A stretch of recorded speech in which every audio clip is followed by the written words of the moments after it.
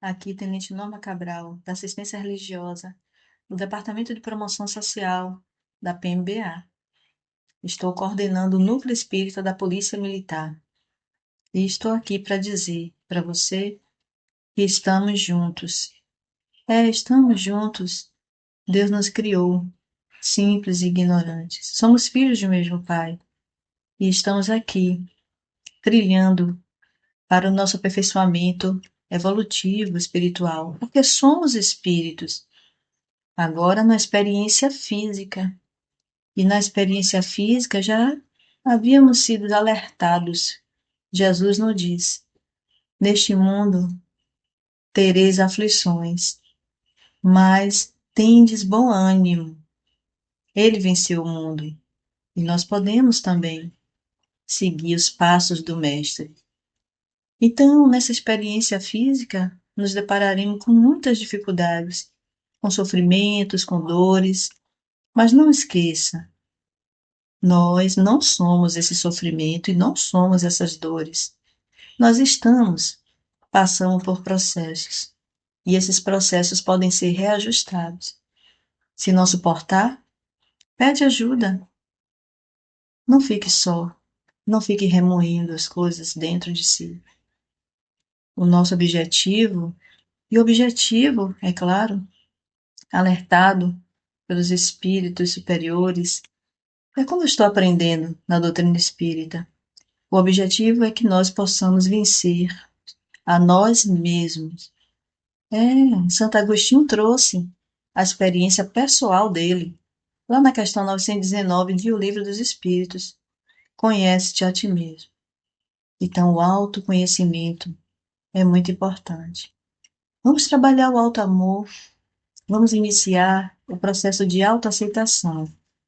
E no esforço íntimo, diário, nós com certeza alcançaremos estados emocionais melhores e conseguiremos também gritar o socorro necessário caso não consigamos sair de determinadas situações.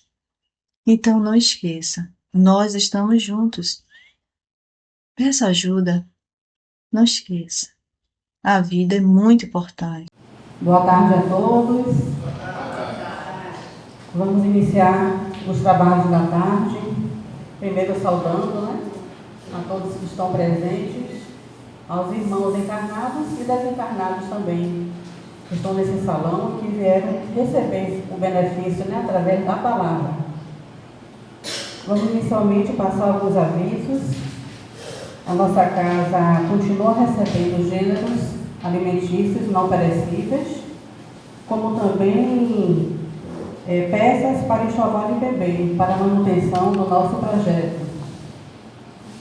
Nós também oferecemos o curso Acolhimento, que é o curso inicial para aqueles que têm interesse em conhecer um pouco mais acerca do Espiritismo. Nós temos o nosso artesanato, temos a nossa livraria, e assim, após esses avisos, vamos fazer a leitura do Evangelho e em seguida faremos a nossa prece inicial.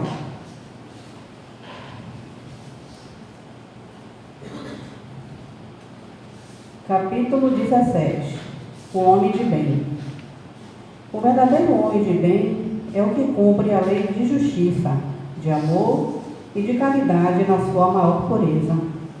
Se ele interroga a consciência sobre seus próprios atos, a si mesmo perguntará se violou essa lei, se não praticou o mal, se fez todo o bem que podia, se desprezou voluntariamente alguma ocasião de ser útil, se ninguém tem qualquer queixa dele, enfim, se fez a outrem tudo o que desejara lhe fizesse.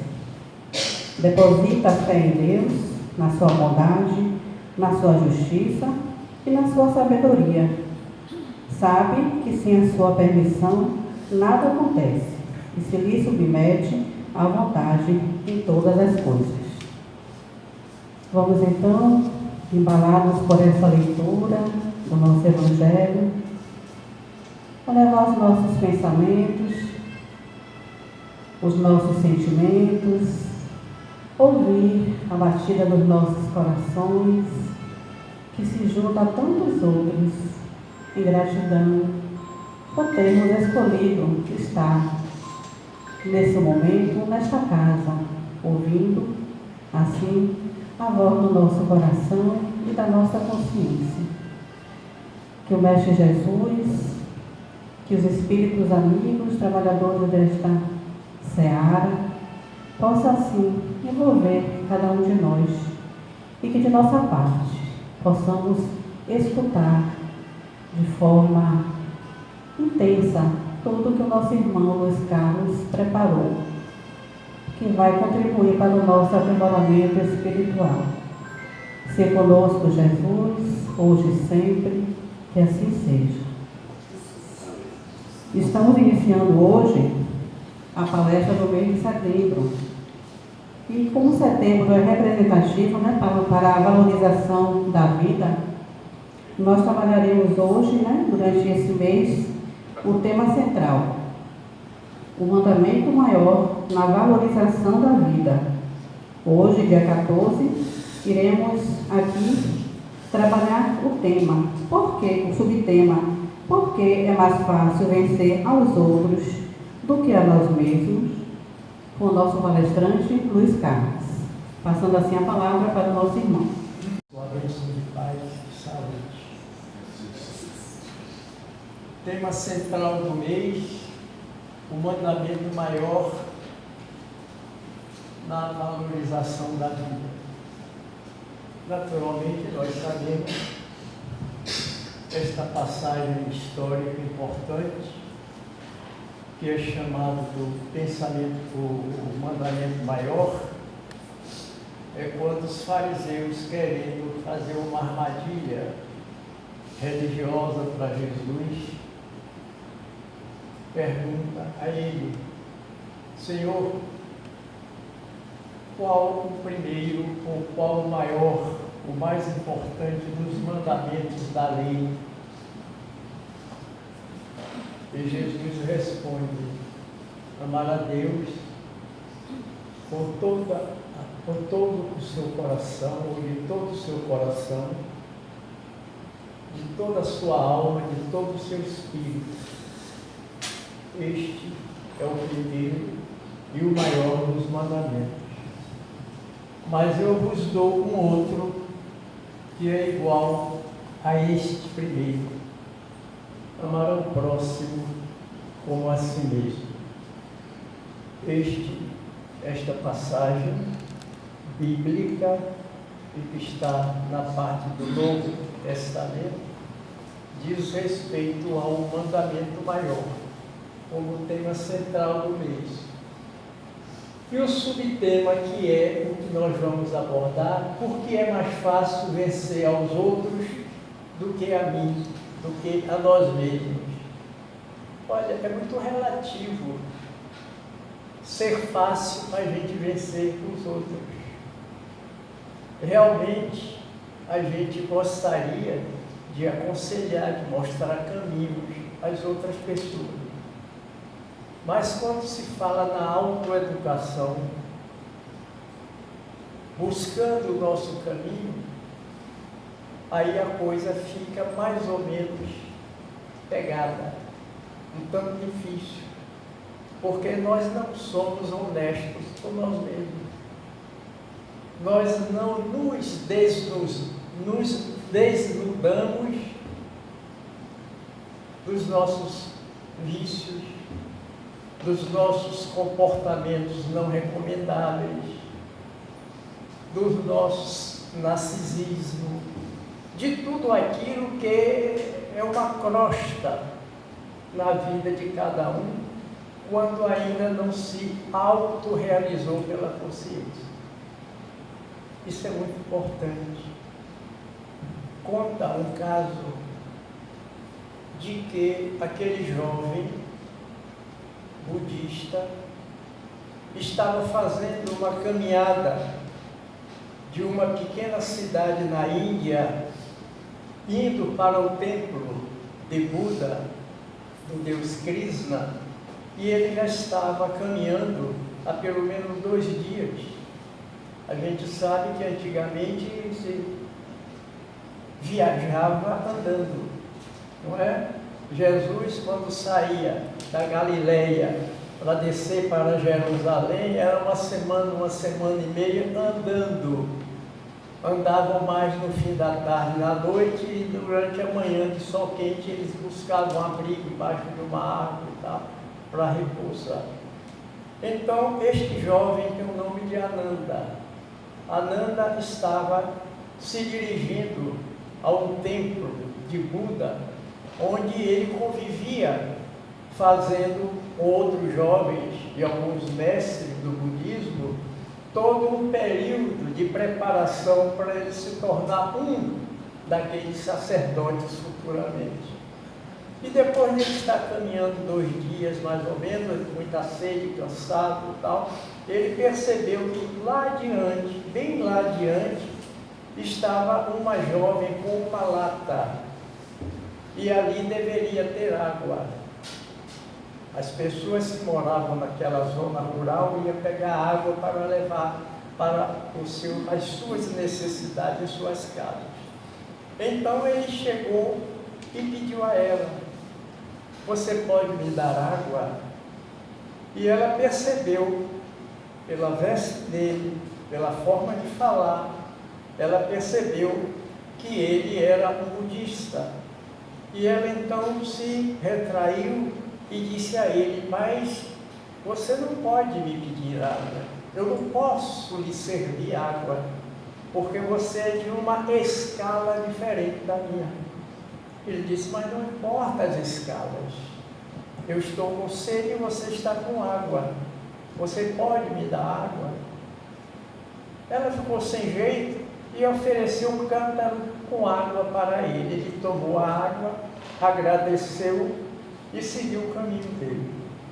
Mas ocorre de que ela percebeu que ele era um jovem muito bonito, devia ter 1,80 m e tantos, forte, mas de feições bastante delicadas. Era já um espírito, já trabalhando o seu eu espiritual. E ele seguiu o seu caminho. E ela, a partir dali, perdeu completamente o seu equilíbrio e a sua paz, porque ela foi tomada de uma paixão imediata. E ela se apaixonou por Ananda. E chegando em casa, ela disse à mãe: minha mãe, aconteceu algo comigo que eu não entendi. Eu não era assim. Vários rapazes já tentaram falar comigo, eu sempre me esquivei. Mas hoje contou a história do rapaz que foi criado e tal. E eu estou completamente voltada para a figura dele. Ele é belo, ele é muito suave. E começou a notar tudo aquilo que a mãe ficou pasma de ver a filha, que parecia ser muito equilibrada, muito ajuizada, se deixando arrastar por um momento como aquele. E ela realmente estava apaixonada, apaixonou-se, aquela paixão fulminante que chega. Nós sabemos de que a paixão é irracional, a paixão não tem nada a ver com a razão. As pessoas são tomadas de uma paixão e os estudiosos nesta área do comportamento humano, comportamento sentimental, psicológico, costumam dizer que a paixão varia entre 4 a 7 anos, nunca passa de 7. Então a pessoa se apaixona no primeiro ano loucamente, segundo ano vai, e lá uma hora a pessoa diz: mas o que é que eu fiz? Eu estou apaixonado, por quê? O que é a paixão? E a paixão vai embora. E ela estava apaixonada, mas ela estava naquela mesmo de estar, como se diz, os 4 pneus dela todos arriados por causa de Ananda. E aí a mãe dela, vendo ela sofrer, disse: filha, olha, você vai lá e fala com o sacerdote lá da igreja onde ele está estudando, frequentando. Você procura ir até lá. É aqui que está fazendo esse ruído. E você conversa com ele. Ela foi, ela estava decidida a ter uma conversa com Ananda, dizer para ele dos seus sentimentos e gostaria da correspondência. E ela foi e conversou com um daqueles sacerdotes budistas, e aquele homem muito sábio disse a ela: olha, você é de um mundo diferente do nosso. Ananda já está conosco aqui há bastante tempo. Ele já está bem preparado para seguir uma carreira que ele escolheu e que em pouco tempo ele já está apto a exercê-la. De forma que eu acho que, mesmo você sempre tendo sido tomada por esse sentimento, você deveria trabalhar este sentimento para a sua própria saúde. E ela ficou sem jeito, foi embora para casa, não dormia, não tinha fome, e a mãe dela disse: volte lá, volte a conversar para ver se abrem alguma oportunidade. E ela foi, tornou a conversar, a conversa que ela ouviu foi a mesma. Ela tomou uma decisão: o senhor me permite que eu poderia aqui também tomar um curso, orientações de uma iniciação, mesmo como mulher? Você está preparada para isso? Ela disse: eu estou, não sei, mas já que eu não consigo aquilo que eu desejaria para a minha vida, eu gostaria de ver como é que ele vive, o que é que ele aprende, o que é que está servindo para seu roteiro da vida de Ananda. E o sacerdote sabiamente permitiu, e ela ficou. O tempo passou, 2 anos e meio, mais ou menos 3 anos quase depois, ela se prestando às coisas mais humildes, aos trabalhos mais humildes, à aprendizagem, ouvindo as doutrinas, os ensinamentos. O tempo passou. E mais ou menos 2 anos e meio, 3 anos depois, ela passando, este mesmo sacerdote chamou-a e disse: filha, durante todo este tempo que você esteve aqui, trazida por uma paixão, eu observei o seu comportamento. E todo o tempo que você esteve, você teve uma mudança muito grande. Hoje eu posso dizer que você deve buscar Ananda, conversar com ele. E cabe a ele, na conversa consigo, se ele realmente está disposto a conviver com você este seu sentimento. Você está livre, pode buscá-lo para conversar. E ela disse: eu agradeço, mas eu não quero mais. Eu já não sou a mesma pessoa. Eu fui tomado instintivamente por algo que se acha que seja um sentimento, a paixão, e que é um instinto difícil de ser administrado.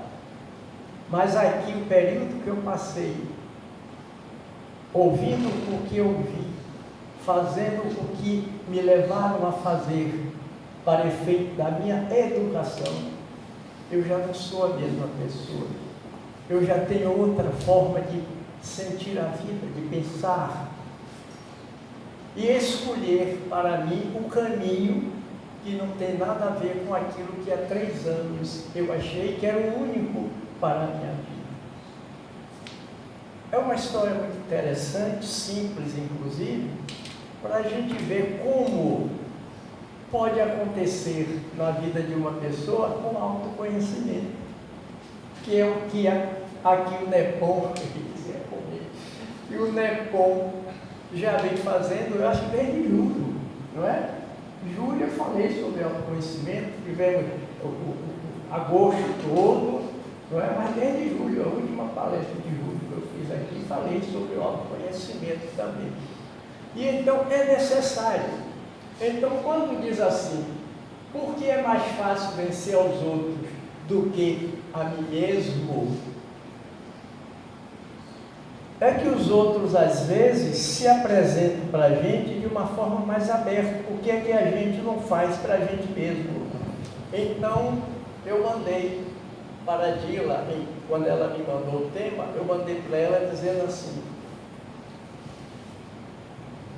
só quando sofremos o choque de ver a nós mesmos como realmente somos, e não como desejamos ou presumimos que somos, é que poderemos dar o primeiro passo em direção à realidade individual, ou à nossa realidade.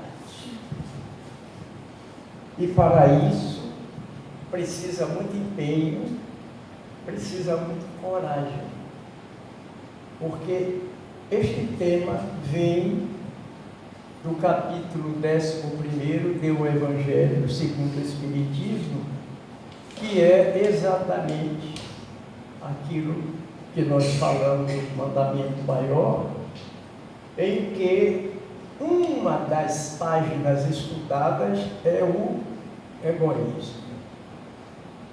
Egoísmo, os espíritos botaram para Kardec que o egoísmo é aquilo que pode ser de pior para a humanidade. É a chaga, é a ferida maior da humanidade. O egoísmo em que as pessoas este ego está dentro da gente, nos dominando, enquanto a gente não perceber de que o ego, como sendo o centro da consciência, mas que ele deve estar subordinado a uma consciência lúcida, como na palestra passada, em que falamos sobre Jung apresentando os 4 estágios da consciência. Então, o egóico, ou o egoísta, ou o narcisista, é aquele que eu faço, porque eu posso, porque eu quero. Que nada, ele está errado, eu acho que tem. Então, este eu, não é? O superego, o eu do ego inflado, como chamou Freud, o superego, a pessoa está subordinada a esse narcisismo. E ele está fora da sua realidade, ele ou ela, naturalmente, está fora da sua realidade. Como a jovem que buscou Ananda por uma paixão e depois se autodescobriu, percebendo que o caminho que ela queria não era o correto, ela refez o seu caminho e seguiu a vida de uma forma completamente diferente. Então, quando eu comecei a imaginar como abordar, aí me veio a ideia de fazer uma ressonância para a gente focar de uma forma mais esclarecedora, não uma ressonância magnética, naturalmente, uma ressonância psicológica, fazer uma ressonância do nosso psiquismo, porque a gente sabe, não só Freud, o seu mestre Charcot, o próprio seu aluno que se tornou, inclusive, muito mais aceito que o mestre Carl Gustav Jung, apresentando os seus 4 processos em relação à consciência, a gente aprendeu de que tudo em nossa vida, do nosso psiquismo, começa de baixo para cima. O vale, a planície, a parte mais baixa da vida. O alto, a parte mais elevada. Isto espiritualmente falando. Moisés, quando tirou 400.000 pessoas do jugo egípcio, dos hebreus tirados do Egito, quando ele estava já andando alguns anos e o povo já começava a ficar nervoso, se rebelando, porque estava demorando muito, então ele teve o chamado de Jeová, do Deus hebreu, para ele subir ao monte. E ele subiu ao monte Sinai e recebeu o decálogo, não é? Os 10 mandamentos da lei, que substituiria aquela lei antiga. Quando Jesus esteve com Pedro, João e Tiago e os convidou, porque Jesus estava sentindo que ia ter necessidade de ter um encontro maior, ele subiu o monte, no Tabor, e lá ele se encontrou com Elias e com Moisés. Quando Jesus resolveu passar para o povo, já nas suas despedidas saindo deste mundo, e que ele passou os seus ensinamentos, as bem-aventuranças, ele subiu o monte e falou sobre as bem-aventuranças. Quando, 600 anos antes de Jesus, Elias procurou Jeová, Pai, seu Deus, para combater os adoradores dos deuses Moloque contra a religião hebraica, ele subiu o monte para conversar com o Pai. Então, esta subida do monte é a elevação. A vida do psiquismo nosso é de baixo para cima, é da base para o superior. Aí eu vou pedir então que eu fiz um desenhozinho, como eu disse, para uma ressonância, mas eu vou contar para vocês, que vocês não sabiam, é claro, e não tenho nenhum acanhamento de dizer que em todo curso de ginásio, em suma, em tudo aquilo que eu tinha que estudar e fazer desenho, eu sempre fui o pior aluno no que dizia respeito a desenho. E até hoje, se eu quiser desenhar um abacate, simplesmente um abacate, eu tenho que botar abacate.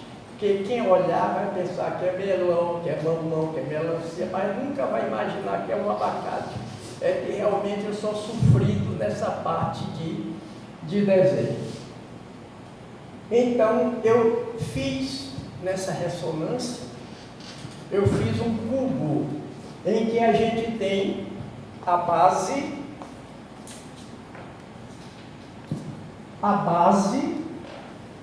é o self, que é o si mesmo. A base é o espírito. Ele é a base da vida. Ali do outro lado, que vem de baixo para cima, são os arquétipos, as lembranças de um passado que não tem milênios que a gente possa dizer, que está como nesses arquétipos, nessas lembranças, chegando até a parte alta, ego, eu e consciência. Aquele pontinho preto que está ali no meio é o ego, este está o ego. Nada chega à consciência senão através do ego. O ego é o ponto central da consciência. Este ego que infla, e ele faz da consciência uma sua escrava, quando ele é um ego completamente desequilibrado. Porque a função do ego é se deixar envolver pela consciência e este ego deixar de ter todo este comportamento, muitas vezes instintivo, irracional, para ser realmente um centro de uma consciência lúcida.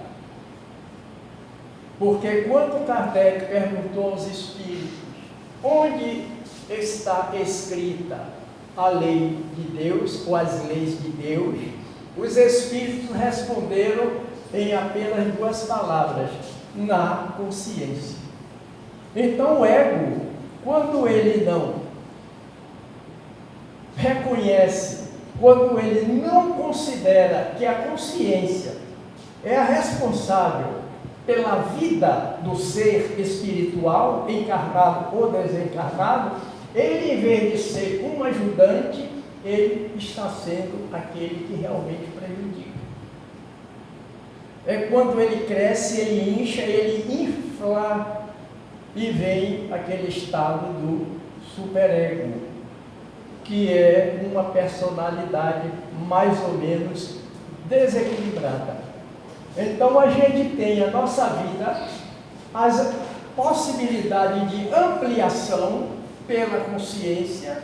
Quanto mais a consciência se torna lúcida, quanto mais temos noção do que realmente nós somos, como falei aqui na palestra passada sobre Edgar Morin, o educador, psicólogo, sociólogo francês, no seu livro Os 7 Saberes Necessários à Educação do Futuro, em que ele diz que o primeiro passo para a educação é se saber quem sou, de onde vim e para que vim.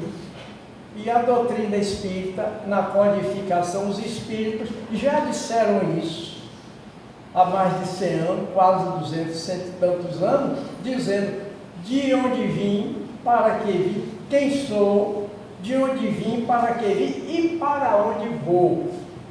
O que naturalmente o educador Morin não teve a visão nem interesse como educador sociólogo de botar para onde eu vou, porque aí já entra dentro de uma área da filosofia com a religião ou o comportamento de religiosidade. Então, quando fizemos esse desenhozinho meio maroto aí, a gente tem em cima as possibilidades. As nossas possibilidades são infinitas. As nossas possibilidades são infinitas. Cada um de nós que está aqui e de todo mundo já tivemos centenas de reencarnações. Já estivemos reencarnados, a princípio, em mundo mais inferior à Terra. Como muita gente que está vivendo hoje aqui, há pouco tempo lá na mansão, Joana disse isso para a gente, tem muita gente, esse pessoal de droga, assaltante, que estão fazendo todo essa coisa com a sociedade do Brasil inteiro, não só do Brasil, eles não reencarnarão mais na Terra. Eles vão reencarnar agora num planeta primitivo, muito inferior ao que eles estão vivendo aqui. Então nós já tivemos não sei quantas encarnações, para hoje já temos a capacidade de estar falando em espiritualidade. Apenas um exemplo. Há pouco tempo, antigamente se chamava, ou há pouco tempo se chamavam os astrônomos, que estudavam os ares, os planetas, não é? Estudava tudo que dizia respeito ao mundo, as galáxias. Hoje já não se fala muito em astrônomos, hoje são cosmólogos, não é? Porque os cosmólogos estudam o cosmos como um todo. E esses estudos, alguns vieram informar com mais precisão que quando começou a haver uma junção de poeira estelar dentro de um sistema planetário, que depois surgiu uma estrela pequena chamada estrela anã de quinta grandeza, que é o nosso Sol, tão importante para a gente, mas é uma estrela anã, nanica, de quinta grandeza. Então este Sol conseguiu aglutinar tudo isso que se passava na sua órbita.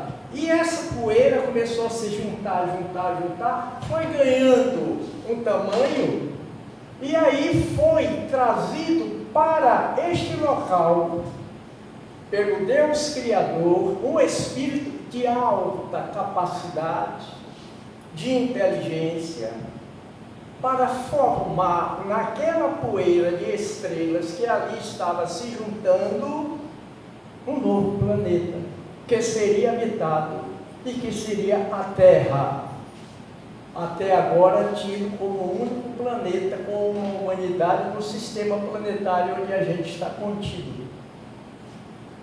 E isto aconteceu, segundo os cosmólogos, de formações mais atuais, que a Terra tem 4 trilhões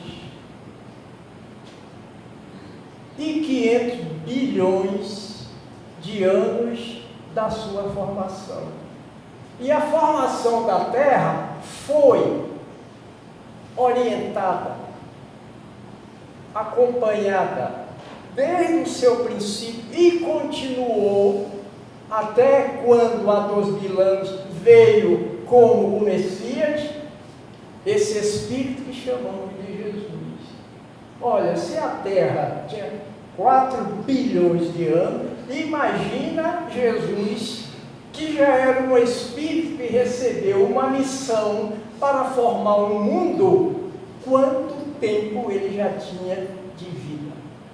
Então nós somos de vida total. Não morreremos jamais como espíritos. Somos imortais. Somos imortais.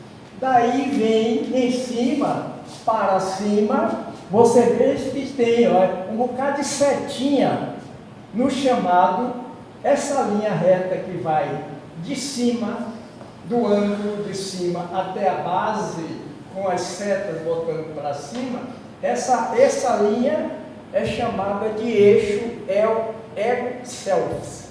Eu estou botando para vocês aqui uma demonstração dentro da psicologia junguiana. No Instituto Junguiano se estuda a vida psíquica a partir daí. Então a gente tem as possibilidades do que vem do inconsciente coletivo do mundo para o nosso inconsciente pessoal, individual de cada ser, do inconsciente pessoal para a subconsciência e chegando até a consciência. A coisa vem de degrau em degrau, vem de pedaço em pedaço, para que a consciência receba como intuições, o que Jung chama de arquétipos, essas lembranças que a gente tem no sonho. A gente sonha com cada coisa que a gente não entende. São vivências que já tivemos, lugares por onde já passamos.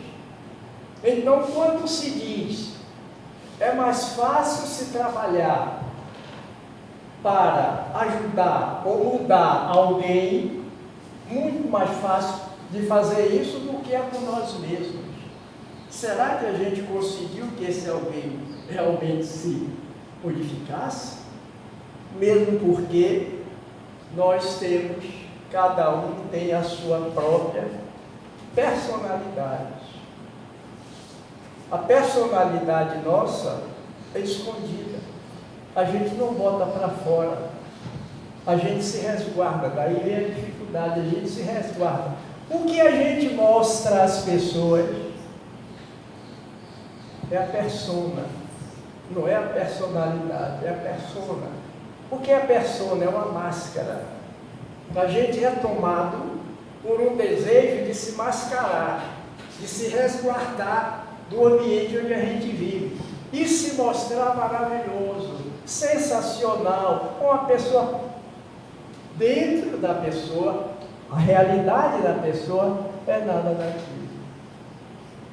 Eu conheço uma família já de muitos anos, são espíritas, hoje a coisa melhorou bastante, mas lá pelos 30, 40 anos, uma das irmãs que frequentava um centro aqui em Salvador, ela era uma das pessoas mais bem queridas daquele grupo, maravilhosa, sensacional, agradabilíssima, educada, e fazia isso, e fazia aquilo outro, e todo mundo adorava. Vamos chamar de Maria, não é? Para dar um nome, dar uma personalidade para ela.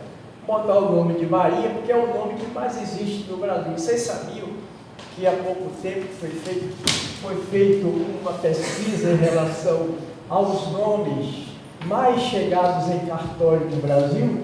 O nome Maria, até há uns 6 meses atrás, no Brasil, nós temos nos registros 7.400.000 pessoas com o nome de Maria.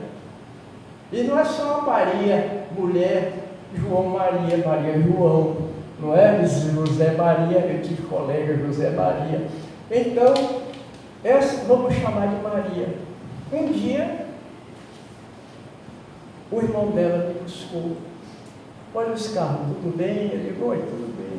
Rapaz, como é fulana, como é Maria lá no grupo de vocês? Eu disse, olha, é uma pessoa maravilhosa, todo mundo adora ela. E aí, disse tudo aquilo dela e tal. Eu disse, esse é o grande problema. Porque ela em casa é uma coisa horrorosa. Eu tenho mais 3 irmãs, coitadas, que sofrem dela. Não fazem nada que ela dê razão, que ela aplaude, que ela incentive. A minha mãe vive apaixonada, dizendo, Maria, se eu soubesse que ela ia ser assim, eu nem queria ter essa filha em casa. Então é muito comum a gente com os outros ser maravilhoso. Vai lá dentro de casa. Não é? E isso tudo tem a ver com ser mais difícil ou menos difícil a gente mudar as pessoas. Porque isso tem que ter a ver com a educação familiar. A educação do papai e da mamãe são importantíssimas para a formação do ser, principalmente quando se faz o culto do Evangelho em casa. Não só o espírito, mas outras religiões fazem culto em casa. E não é fácil fazer culto. Eu tentei várias vezes com meus filhos fazer o culto. Dia de segunda, passou para terça, passou para quarta. Não posso, eu vou estudar, amanhã eu tenho prova. Sempre tinha, mas todo domingo a gente ia para o clube. Tinha piscina, tinha campo de futebol, tinha basquete, tinha ping-pong. Então a gente viveu a semana toda para domingo e para o clube. E eu não conseguia fazer o Evangelho, porque sempre faltava um, faltava 2. Mas como é que eu falo? Eu sou expositor espírita, eu recomendo o culto aos outros e eu não consigo fazer em casa. E veio um espírito amigo e me segredou alguma coisa. Aí eu cheguei para ele, isso era uma quinta-feira, a gente ia fazer o culto dia de sábado. Fazia dia de sábado. Eu disse, olha, sábado não vai ter o culto do Evangelho aqui. Que bom, pai, que bom e tal. Eu disse, não vai ter sábado. A partir desta semana vai ser dia de domingo. E o clube? Aí todos, e o clube? Eu tenho 5, 4 homens e uma moça. E o clube? Eu disse, o clube é depois do Evangelho. Mas meu pai, depois o futebol e o baba, eu vou chegar tarde. A gente faz mais cedo. A partir do domingo seguinte, 6h30, estava indo da porta do meu quarto. Meu pai, o culto! Meu pai, o culto! Não é?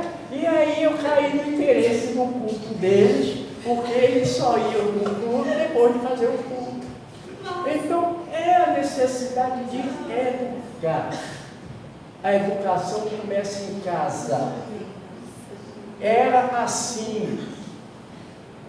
Hoje eu não sei, porque hoje ele já tem suas vidas, eu já tenho netos, tenho até uma bisneta que nasceu há pouco tempo, está com 1 ano e 2 meses, não é?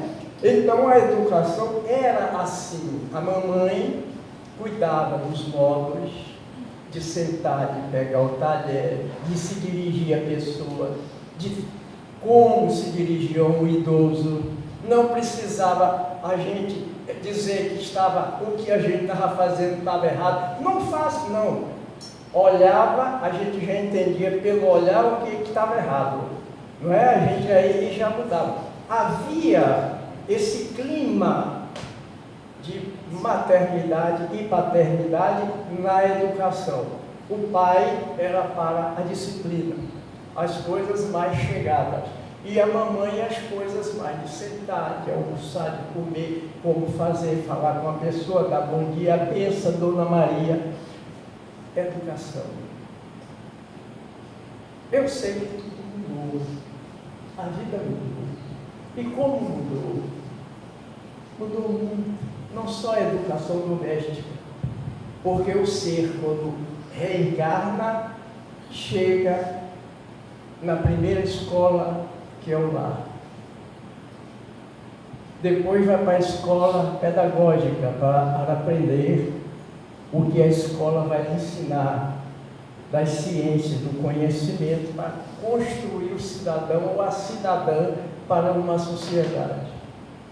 E quando começa a ter a vida aberta em sociedade, a terceira escola é a terra, é a sociedade, onde a gente vai, então, ter esta convivência com as pessoas que a gente não conhecia, passa a conhecer, começa a perceber o lado bom de alguns, não bom de outros, e vai perceber também aqueles que são falsos, aqueles que não falam como deveria a verdade, aqueles que têm um comportamento duvidoso. Isso tudo faz parte da escola, que é a sociedade onde a gente está integrado.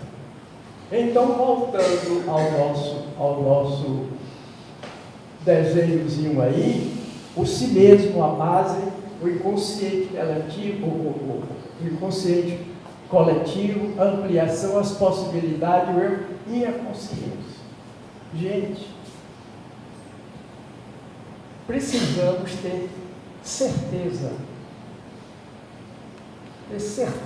absoluta que nós estamos aqui para crescer em evolução através de aprendizagens que nos melhorem, que nos torne melhor do que aqui a gente veio anteriormente como era. E quando a gente consegue dar este passo, sobe um degrau a mais. Ainda hoje estávamos fazendo uma palestra de 9 às 10, 10 e 20 mais ou menos, na casa de oração de Bezerra de Menezes.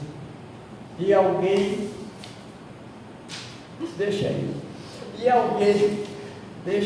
é que eu trago umas anotaçõezinhas, porque se eu não trouxer, isso é um limite para mim.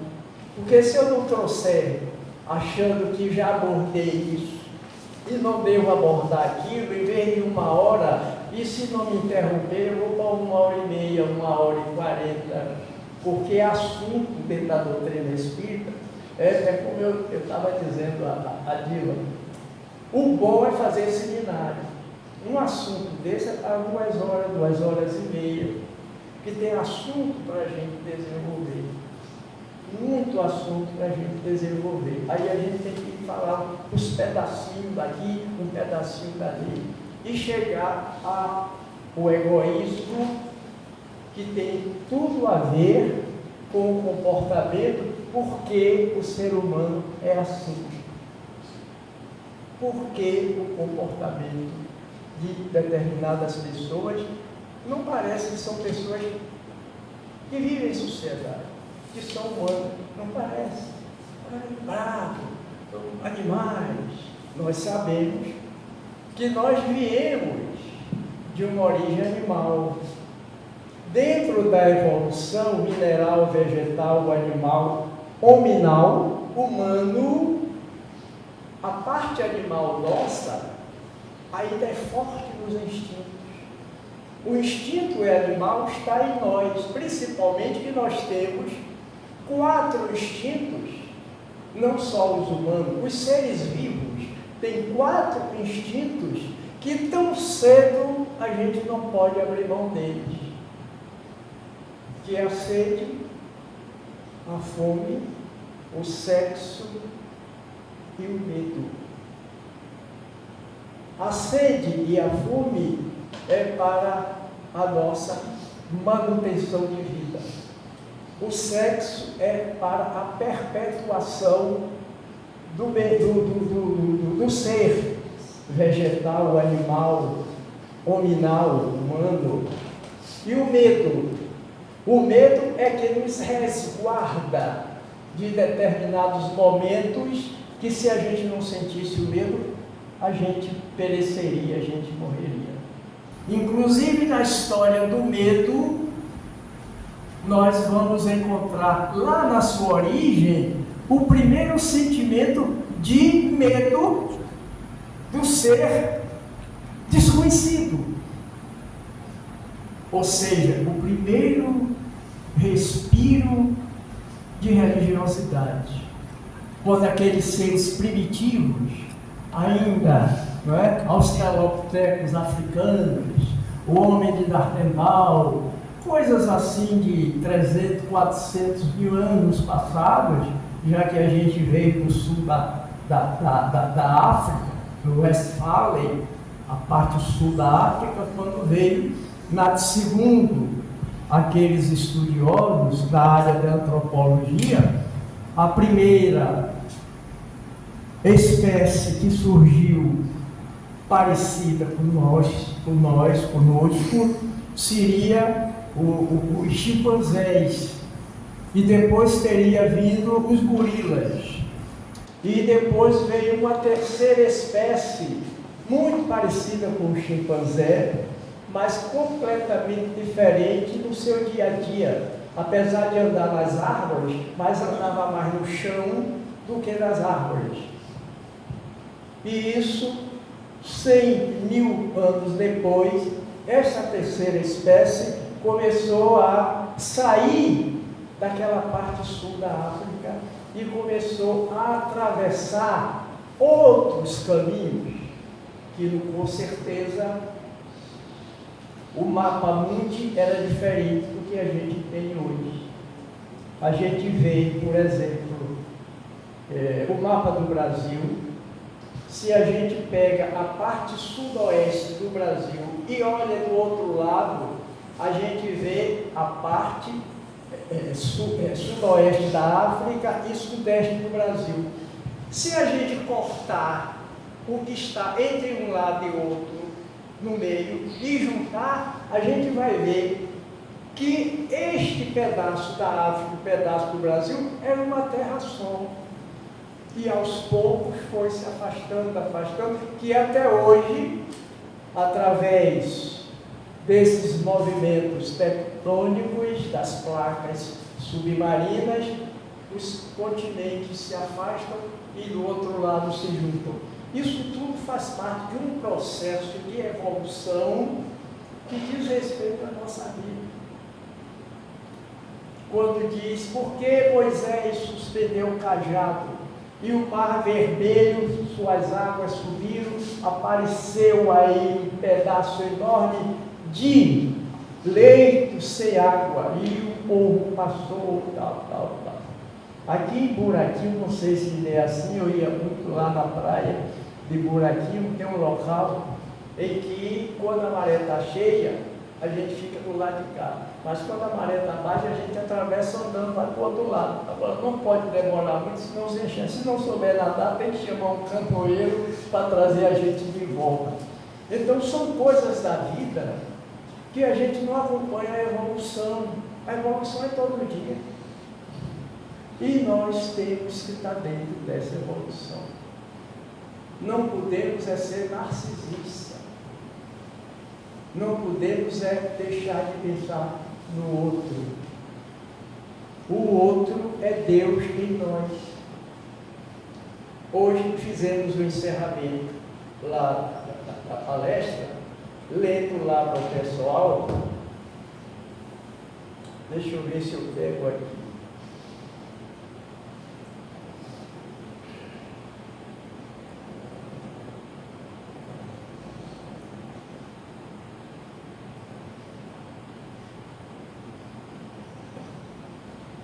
Eu acho que eu não vou pegar. Eu sou meio...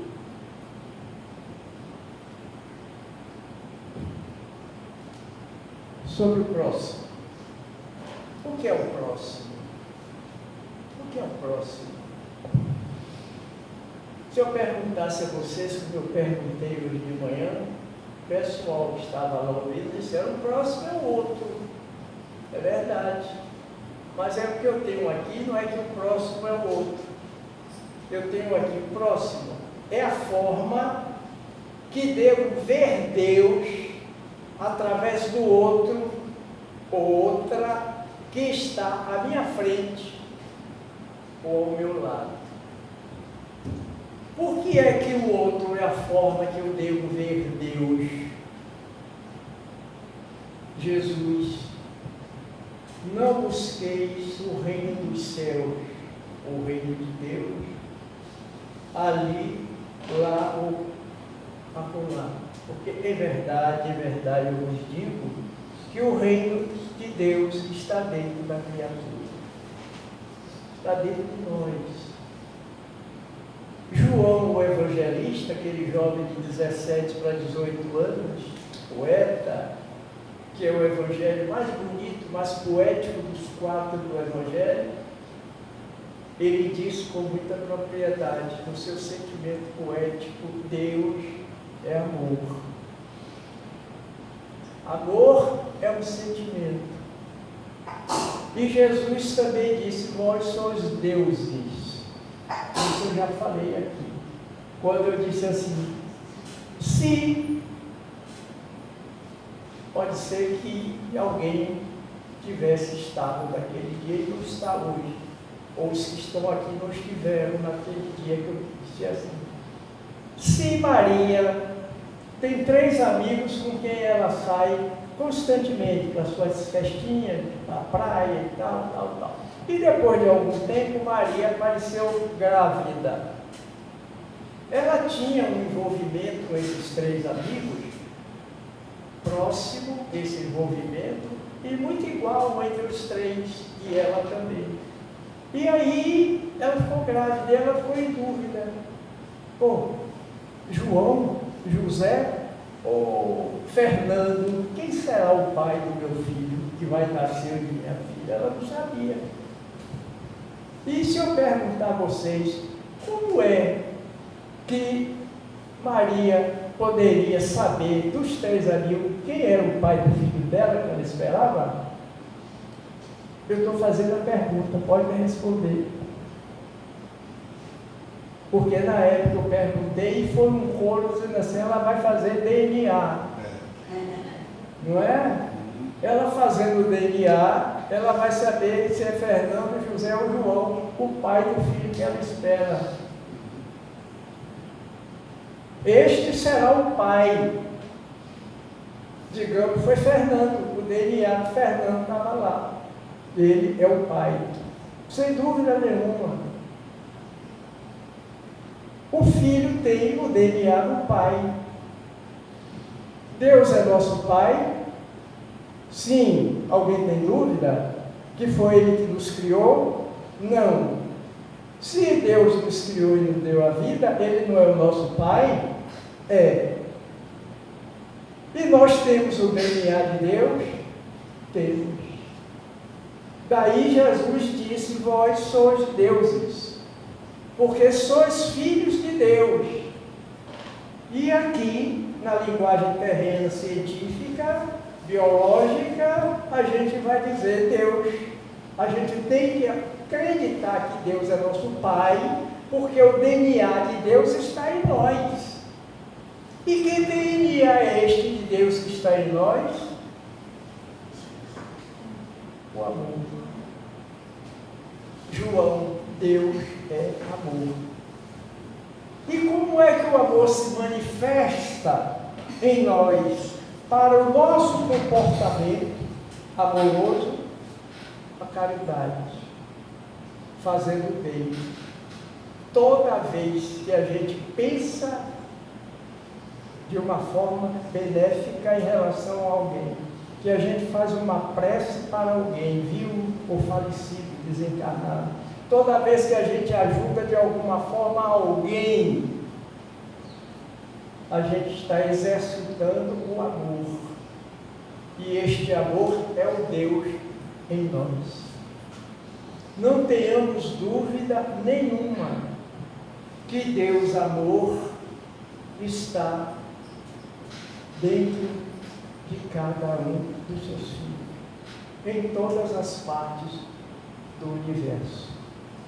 Daí a gente agradece a presença de vocês, pedindo desculpa pelo belo desenho que eu trouxe e, sobretudo, deixando a mensagem de que é necessário a gente se conhecer, a gente perceber o que é que eu vim fazer aqui, para que eu vim, porque para que eu vim e o que eu estou fazendo é que vai nos dar o caminho para onde eu vou, para onde nós vamos, porque são os nossos atos, são os nossos pensamentos que nos dão a passagem para lugares melhores ou não tão bons, porque muitas são as dimensões fora desta, que é a terceira dimensão, que nós diremos agora, da quarta em diante. Nós vamos aqui agora adquirir o passaporte para uma dimensão melhor. E lembrando sempre, e não podemos esquecer jamais, de que quando chegar no dia da nossa viagem para o outro lado, para a vida, sair da existência, o espírito sai da existência corporal, física, para a vida, que é o outro lado, não levaremos nada, coisa nenhuma do que temos, nada. Levaremos tão somente o que fizemos. Isto é muito importante a gente não esquecer. A minha bagagem vai com tudo aquilo que eu fiz, de bom ou de não bom. E isto é que vai ser lá a minha recepção. Agora, no dia 29 de agosto, foi o dia do nascimento do Dr. Adolfo Bezerra de Menezes. Fizemos lá a palestra sobre a vida do Dr. Bezerra lá na PUC. Normalmente, quando há uma desencarnação, os espíritos dizem que, de acordo com a vida que a pessoa levou, quando deixa o corpo, vai passar por um processo um tanto hospitalar, de repouso, de se adaptar à vida de desencarnado. Para alguns leva alguns dias, para outros leva alguns meses, para outros nem percebem que desencarnaram, continua saindo de manhã para ir no escritório trabalhar, volta meio-dia para casa ou vai para um restaurante, não tem a menor ideia que desencarnou. Nenhuma. Dr. Bezerra desencarnou no dia. No dia seguinte, lá no Rio, o grupo Ismael, do Grupo Espírita da Federação Espírita Brasileira, se reuniu na mesa mediúnica para fazer orações e vibrações para ajudar na desencarnação do Dr. Bezerra de Menezes. Isto mais ou menos 18 horas depois da sua desencarnação. Quando o grupo se reuniu e começaram a fazer a prece, dentre os que estavam, tinha médiuns, um dos médiuns foi manifestado por um espírito que chegou, que era Dr. Bezerra de Menezes. Eu vim aqui para contar a vocês a recepção que eu tive quando cheguei do outro lado, uma recepção que eu não merecia, de um bocado de espíritos luminosos. Estava ali a Celina, é um espírito que é aquela espécie de secretária de Maria Santíssima, que veio dizer: Dr. Bezerra, eu vim em nome de Maria Santíssima lhe convidar para o senhor estar com ela agora, que ela precisa conversar com o senhor e tal. Isso 10, 12 horas depois dele desencarnar. Aí eu me lembrei que eu levei 2 anos e 2 meses, toda quarta-feira na mediúnica, tentando fazer com que um padre desencarnasse aceitasse o que eu dizia a ele, que ele estava ali como espírito, e não como um padre de batina que ele estava todo dia na igreja fazendo a missa dele. 2 anos eu já não tinha mais nada que dizer ao padre. Eu falei, meu Deus, essa obsessão agora passou para mim, o que é que eu vou fazer? Como ele vinha, se manifestava através de uma médium, uma senhora jovem, professora da UFBA, pessoa maravilhosa, ela tinha um cabelo comprido, ela enrolava na hora da reunião, fazia sei lá como é que chama, aqui em cima, prendia e tal, não é?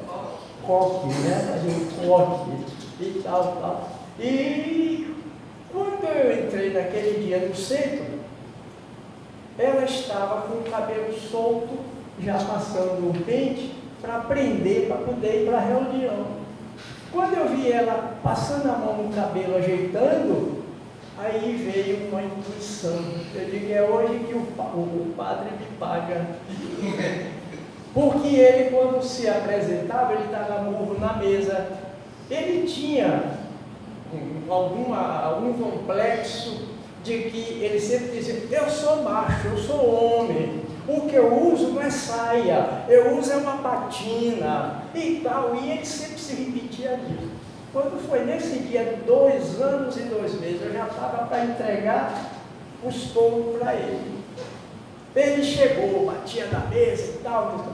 Eu disse, ô meu irmão, e aí, como é que foi a missa? Ah, foi bem. Eu venho lhe dizendo que você não faz missa nenhuma, isso é a sua cabeça. Você precisa perceber que você é a chamada doutrina. E ele, não, de jeito nenhum. Eu digo, você não é homem? Sou homem macho. Eu digo, pois é, você está conversando comigo, mas não está como no corpo do homem macho. Você está no corpo de mulher. Mulher o quê? Face de besta. E ele gritava, face de besta. Eu digo, você está no corpo de mulher. Você não disse que o que você tem na cabeça não é careca, que você mandou raspar de propósito, fazer uma coroa? Foi. Eu digo, pois bem, passe a mão na sua cabeça, veja o tamanho do cabelo que está no corpo que você está habitando agora, está usando. Ele aí botou a mão, pegou lá, aí o cabelo soltou, ele acompanhou o cabelo até embaixo. Aí eu senti, eu peguei ele hoje. Aí aproveitei e fui, como se diz, fui barbado, né? Cheguei e disse, agora você veja, você não é homem? Eu nunca vi homem ter seio, você tem seio, você está no corpo de mulher que tem seios. Veja, aí ele parou, quer dizer, a médium, ele na médium, parou. Quando ele parou, baixou a cabeça, virou as mãos, bateu as 2 mãos abertas na mesa e gritou, meu Deus, o que é que eu fiz da minha vida? Nunca mais apareceu. Este é o momento na mediúnica que os espíritos que estão acompanhando ele, tentando ajudar do lado de lá, ficam esperando esse momento do chamado despertar do outro lado. Ele despertou pela prova que eu dei depois de 2 anos. 2 anos não é fácil. Um padre, pregador de missa, não teve a menor noção de que ele já tinha desencarnado. E a gente não pode deixar que isso aconteça com a gente, porque vai dar uma trabalheira. Gente, um fim de semana de muita paz. Jesus nos abençoe. Agradecido por suas abenções.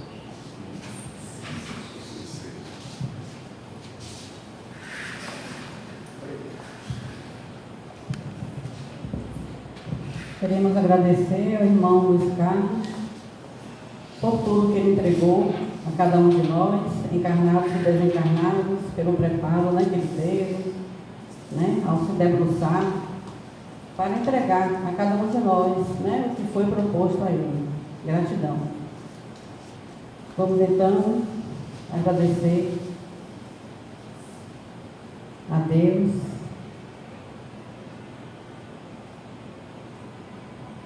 por tudo que recebemos nesses breves minutos que aqui estivemos. O abraço dos espíritos amigos que nos acolheram, que nos receberam com um sorriso, pelo medicamento direcionado a cada um de nós de acordo com a nossa necessidade, beneficiando o nosso corpo físico, mental, emocional e espiritual, nos estimulando para que possamos dar prosseguimento à nossa caminhada. E apesar das dificuldades enfrentadas, com certeza levaremos conosco esse abraço, tudo que ouvimos do nosso palestrante Luiz Carlos, que servirá para o nosso aperfeiçoamento espiritual, para a nossa vivência.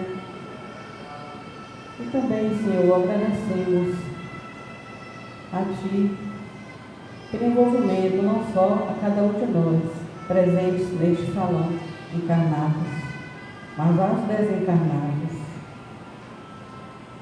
aos locais que foram também disponibilizados esse medicamento, onde a espiritualidade levou para aquele lugar onde tantos irmãos estão necessitando. E aqui aproveitamos para envolver os nossos irmãos policiais militares, que estão na sua rotina de promover a segurança da comunidade, onde tantos irmãos policiais estão enfrentando a depressão, o medo,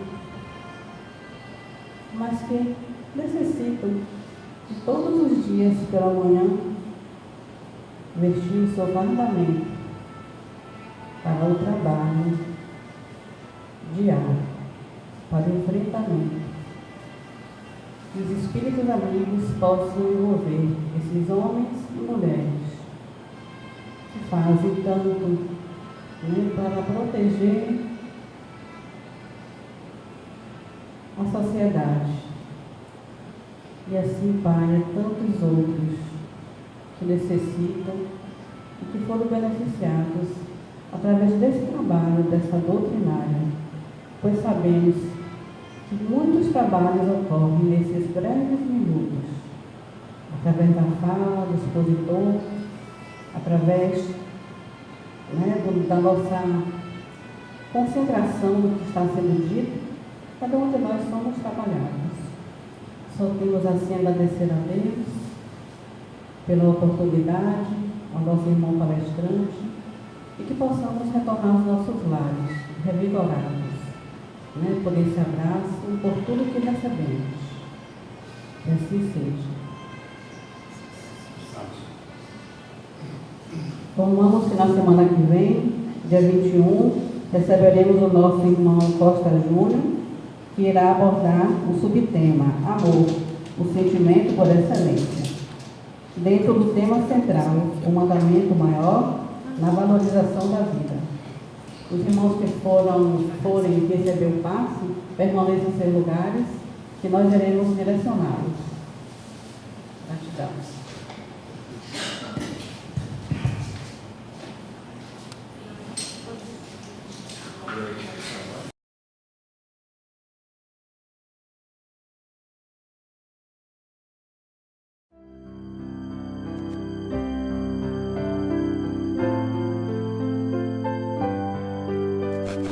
Ararar orando. Narra Leão Tolstói que um sacerdote convidou um lavrador a orar, e este, que se encontrava na gleba laborando, respondeu não poder acompanhá-lo à oração porque arava. Após meditar, obtemperou o ministro da fé religiosa: fazes bem, pois que arar é também orar. A história criada pelo eminente filósofo e moralista cristão tem plena aplicação na atualidade. Ante o mundo aturdido qual o dos nossos dias, a cada instante espíritos desarvorados bradam: mais ação, menos oração. Deixemos a prece, usemos o trabalho. A miséria necessita de pão e socorro, não de palavras e orações. Hoje, no entanto, Como em todos os tempos, o utilitarismo esquece a previdência e o instantâneo é responsável pelas consequências funestas e graves que advirão imediatas. Sem dúvida, a ação edificante é geratriz da mecânica do progresso e da felicidade dos povos. Todavia, convém não olvidarmos que a oração é o lubrificante da máquina da vida. Nem oração sem ação, nem atividade sem prece. A medida ideal, evidentemente, será orar antes de atuar, para que a ação imprevidente não conduza o desacisado à oração do desespero. Fala-se muito em miséria social, em abandono social, em desespero social. Fala-se apenas. E quando se age, ao invés de operar no sentido da produção do bem e da paz, muitos se precipitam no desequilíbrio, gerando ódio e anarquia. Dos escombros, porém, o soerguimento de qualquer ideal é muito mais difícil, senão doloroso e demorado. Com ponderação afirmamos que nada pior do que o idealismo desenfreado a estrugir nas mentes imaturas de muitos homens. Nesse sentido, faz-se recomendável a reflexão e, em particular, a oração, que enseja intercâmbio com as fontes luminosas da vida, produzindo equilíbrio e inspiração para o desenvolvimento da ação. Arar, pois, é orar também. O solo sulcado, a terra preparada, o grão na cova e a vigilância do lavrador, por melhores condições em que se encontrem, dependem dos recursos divinos a se manifestarem no sol, na chuva ou nos granizos e no vento. Levantemo-nos quanto possível, através da oração lenificadora e inspirativa, para sairmos a servir e atender, agindo com segurança e acerto. Em todos os seus passos, Jesus se nos revelou o trabalhador infatigável por excelência, consubstanciando em atitudes desataviadas e seguras as palavras de que estavam cheios seu ideal e seu coração. Onde se encontrava, era a ação operosa e diligente. Todavia, jamais descurou de elevar-se ao Pai através da comunhão oracional, e não poucas vezes deixou a multidão, a mesma multidão famélica e atenazada, a repontar através dos séculos, para refugiar-se na oração. E porque considerasse a prece como medida de segurança, recomendou: orai, para não cairdes em tentação, nas tentações que enlouquecem, fazendo-se desatrelhem os carros das paixões desta ou daquela natureza, rotulados também com o nome de ideal. Joana de Ângeles.